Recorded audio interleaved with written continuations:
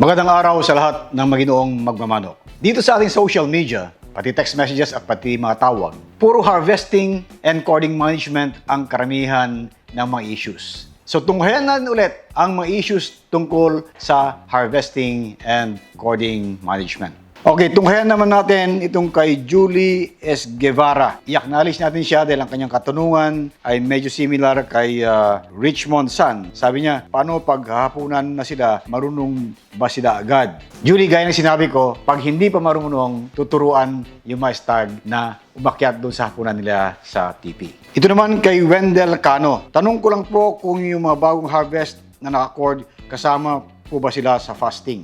Bigyan natin ng tamang konteksto itong tanong nito. Kasi nung mga nakaraan, nabanggit natin na may mga farms pag araw ng linggo, hindi sila nagpapakain ng hapon. Unang-una, sila ay wala sa farm. So, hindi man sila magpakain, basta may inumin lang yung manok, ayos lang.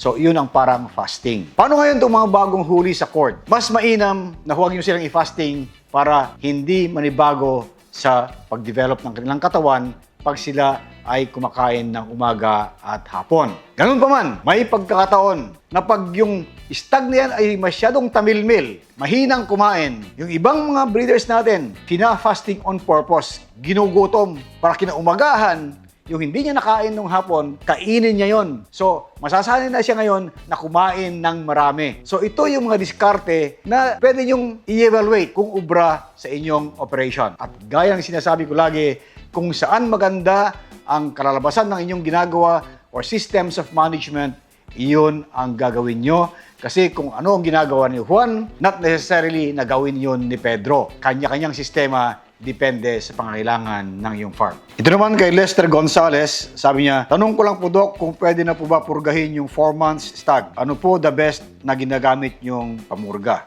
Okay Lester, ang ginagamit kong pamurga ay yung produkto ng excellence na astig. Ang tanong mo, 4 months pwede bang purgahin? Yung ibang mga breeders, binibigyan nila kahit buong kaplet na astig yung 4 months. Yung iba naman, nagpe-precaution, hinahati nila yung astig at kalahati ang binibigay. So, in-eksperimento ko yan. Sinubukan ko muna yung kalahati. Okay naman, lumabas yung mga roundworm kasama ang ilang tapeworms. Sinubukan ko rin yung buo. Lumabas din ang roundworm at maraming tapeworms. Dito ko nakita na yung 1/2 couplet hanggang buo sa 4 months ay very safe sa mga manok natin. Ganun pa man, kung kayo ay nag-aalinlangan, gusto nyo on the safe side, walang problema na bigyan nyo ng kalahati. But sa akin, dahil subok ko na, binibigyan ko ng buo. So, dun sa mga bago, nagagamit ng astig, tignan nyo kung ano ang preference na mas mainam sa inyo. Ang importante rito, 4 months pinurga mo, 5 months purgahin mo ulit. Kasi ang life cycle ng roundworm sa tapeworm halos 1 buwan.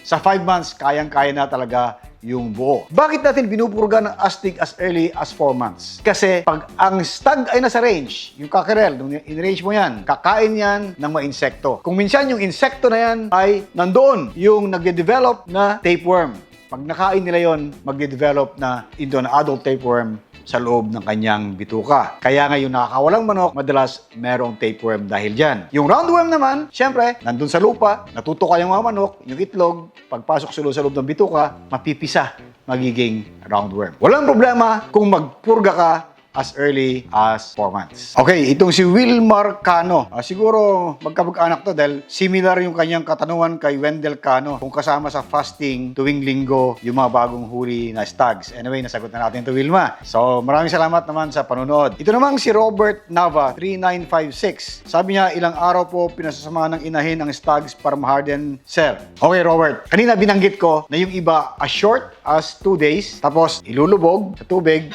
itatali na on the 3rd morning. Pero nandun pa rin yung inahin. Ito yung isa sa pinakamaigsi. Yung iba naman na maraming space sa farm, kung saan marami silang mga hardening pen. Nagtatagal kung minsan 2 linggo hanggang 1 buwan, basta may kasamang inahin. Again, ang purpose is ma-stimulate yung testosterone ng stag na yan para siya ay tumapang at mas madaling alagaan pagdating sa court. So, kanya-kanyang sistema, kung ano ang akma sa inyo, depende sa pangangailangan ng inyong farm, depende sa space mo sa farm, pwede as short as 2 days, pwede as long as 1 month, diskarte nyo na yan. Mga kasabong, maraming naipon dito talaga ng mga katanungan tungkol sa harvesting and cord management. Ito ay pagpatuloy natin pag-uusapan sa mga susunod na episodes ng ating programa. Huwag nyo lang kalimutan mag-like, subscribe, at pindutin ang notification button para lagi kayong updated pag may mga bago tayong mga issues.